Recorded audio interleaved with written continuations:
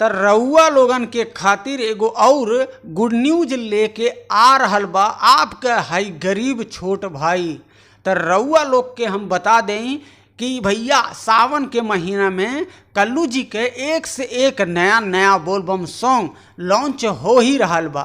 और एगो आज के डेट में आपके हम बता दें कि भोजपुरी से एगो और नयका गानवा लेके आ रहल बाटे चॉकलेटी स्टार, जेकर नाम अरविंद अकेला उर्फ कल्लू जी है।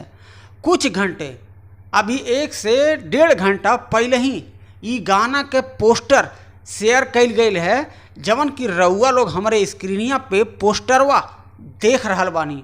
जौने गाना के टाइटल बा नमः शिवाय जपत रहा।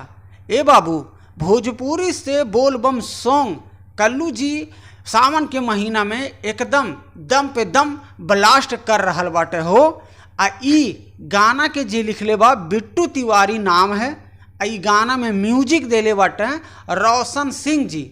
और ई वीडियो के निर्देशक यानी कि डायरेक्टर जो वीडियो के शूट कैले बा बाबू, उनका नाम है नितेश सिंह जी। त रउआ लोग एकदम तैयार रही जा। काल्हे 15 जुलाई है। अब 15 जुलाई के भोरे भोरे 7 बजे आपन माटी से ई चैनल बा, आपन माटी यूट्यूब चैनल बा, वही पे ई गाना के लॉन्च कैल जाई नमः शिवाय जपत रहा। 2025 के एगो नया रिकॉर्ड खड़ा करे वाला बाटे कल्लू जी। त रउआ लोग हमेशा बनल रही जा और अपन है गरीब छोट भाई के ऊपर प्यार दुलार सपोर्ट बना के रखी जा।